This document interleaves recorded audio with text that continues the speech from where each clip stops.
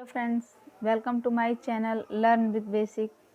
तो चलिए फ्रेंड्स, अभी तक हम लोगों ने 3 समास को पढ़ा।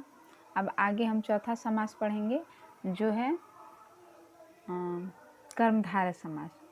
चलिए तो उसके बारे में हम लोग बात करते हैं थोड़ा सा। और अभी तक आप लोगों ने मेरे चैनल को लाइक शेयर और सब्सक्राइब नहीं किया है तो प्लीज़ मेरे चैनल पे आकर विज़िट करें और इसे लाइक शेयर और सब्सक्राइब करिए और इसको देखिए। आप लोगों को बेसिक से बेसिक जानकारी देने का मैंने पूरा प्रयास किया है। तो चलिए आज हम पढ़ते हैं कर्मधारय समास। कर्मधारय समास की परिभाषा ये है कि इसमें दूसरा पद जो होता है वो विशेष्य होता है और इसका उत्तर पद उपमान या उपमेय के संबंध में जाना जाता है। मतलब कि जब आप उस समास को पढ़ेंगे तो उसमें के समान रूप के आधार पे यानी किसी के द्वारा उसकी तुलना की जाती है और उसमें अगर आप किसी भी समास को उठाएंगे तो उसमें जो समास होगा उसमें आप क्वेश्चन करेंगे यानी क्यों लगा के देखेंगे। अगर आपको आंसर मिल जाता है तो वो कर्मधारय समास होता है। जैसे आप आगे देखिए, चरण कमल, ये कर्मधारय समास के कुछ उदाहरण यहाँ पे रखे हुए हैं मैंने। तो चरण कमल यानी चरण कमल है तो आप कमल, इसका उत्तर पद प्रधान होता है तो कमल को रखेंगे। कमल, कमल के समान चरण, यानी अगर पूछा जाएगा कि कमल कैसे हैं तो किसके समान हैं, तो चरण के समान है। नीला गगन यानी नीला है जो गगन, यानी आप इसमें किसी भी उपमा के द्वारा किसी के समान उसकी विशेषता बताएंगे तो वो कर्मधारय समास के अंतर्गत आता है। जैसा कि आप ऊपर दिए गए उदाहरण में देख सकते हैं कि दिए गए समास पदों में पूर्व पद एवं उत्तर पद में विशेषण व विशेष या उपमान एवं उपमेय का संबंध है, अतः ये उदाहरण कर्मधारय समास के अंतर्गत आते हैं। देखिए इसमें पीताम्बर है, पीत है जो अंबर, महात्मा है, महान है जो आत्मा, लाल मणि है, लाल है जो मणि, महादेव है, महान है जो देव।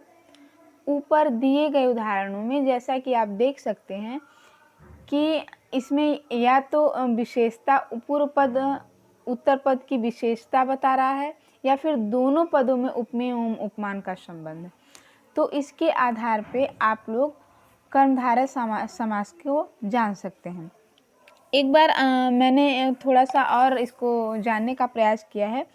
इस समास में शब्द के दूसरे पद की विशेषता बताई जाती है, यानी जो दूसरा पद होता है, जैसे यहाँ चरण कमल है तो कमल की विशेषता किसके समान है, यानी जो कमल है वो किसके समान है। यहाँ अगर आप उसको क्वेश्चन करेंगे तो अगर आंसर मिल जाता है तो वही कर्मधारय समास के अंतर। आप वहाँ कैसे लगा के देखेंगे, वहाँ जैसे चरण कमल है तो जो उत्तर पद है उसका यानी कि दूसरे पद की जो बात है यानी कमल, तो आप लिखेंगे कि दूसरा पद कमल है। अब कैसे लगाकर उसको लिखेंगे, जैसे कमल कैसे हैं तो चरण के समान है।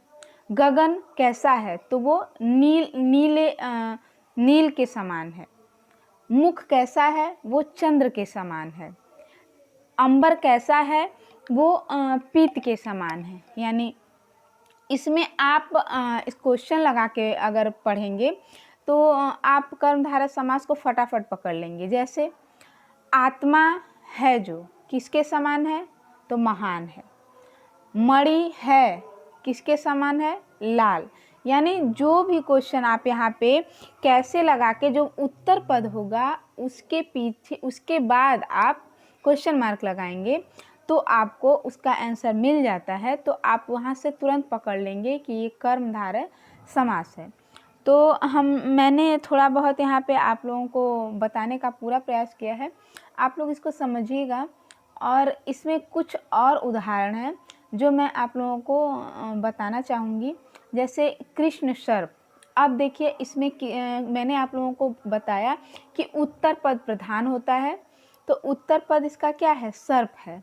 तो आप क्वेश्चन करेंगे सर्प किसके समान है, सर्प किसके समान है या कैसा है सर्प, तो कृष्ण के। फिर है सज्जन, यानी सत है जो जन, जन जन कैसा है, सत है यानी सज्जन है। नील गाय, यानी नीली है जो गाय, तो अब गाय को हम पकड़ेंगे और क्वेश्चन करेंगे कैसी है गाय, तो आ जाएगा नीली। शुभागमन, यानी शुभ है आगमन, तो हम गमन को पकड़ेंगे और पूछेंगे कैसा है गमन, मतलब जो गमन हो रहा है वो कैसा है, तो शुभ है, आंसर मिल गया। तो यानी कि जहाँ पे भी हम उत्तर पद में यानी दूसरे पद में यानी पीछे वाले पद में अगर हम उसके बाद क्वेश्चन पूछें और हमें आंसर मिल जाता है तो वहाँ कर्मधारय समास होता है। बस इसकी यही विशेषता है। अगर आप कर्मधारय समास को समझना चाहेंगे तो आप पहले इस ट्रिक के माध्यम से आप जान सकते हैं कि कर्मधारय समास में जो है उत्तर पद की प्रधानता होती है और उपमान और उपमेय होता है, विशेषण और विशेष्य होता है। इन तीनों माध्यमों से आप कर्मधारय समास को आराम से पढ़ सकते हैं। तो इसमें ज़्यादा कुछ है नहीं, तो मैंने सोचा आप लोगों तक थोड़ी सी जानकारी इन्फॉर्मेशन मैं अपने बेसिक तरीके से पहुंचा दूं और उम्मीद करती हूं कि आप लोगों को समझ में आ जाएगा। यानी कर्मधारय में क्या है, उत्तर पद प्रधान रहता है, विशेषण और विशेष्य के शब्द रहते हैं, और दूसरी बात कि इसमें जो उत्तर पद होता है उसमें हम कैसे लगाएंगे, यानी क्वेश्चन मार्क लगाएंगे। कैसा है गमन, यानी उसका आंसर आ गया शुभ, तो आप समझ जाइए कि यहाँ पे कर्मधारय समास है। भुज दंड, यानी दंड किसके समान है, तो भुजा माने भुजा किसके समान है, तो दंड के समान। मृग लोचन, यानी जो लोचन है वो किसके समान है, लोचन मतलब क्या होता है, नयन, यानी लोचन जो है वो किसके समान है, तो मृग के समान है। फिर एक उदाहरण आपको देंगे, मृग नयन, तो नयन किसके समान है, यानी मृग के समान है। तो जहाँ पे भी हम क्वेश्चन मार्क अगर उसके उत्तर पद में क्वेश्चन मार्क लगाते हैं और हमें आंसर आराम से मिल जाता है तो वहाँ पे आप जानिए कि वहाँ कर्मधारय ही समास होगा। तो ये तो थे कर्मधारय समास के थोड़े से टॉपिक जो मैंने सोचा आप लोगों तक पहुँचा दूँ। और मेरी अगले वीडियो में आप लोग देखिएगा, बहुव्रीहि समास के साथ मैं वापस आऊँगी। और मेरे चैनल को लाइक शेयर और सब्सक्राइब करिएगा। धन्यवाद।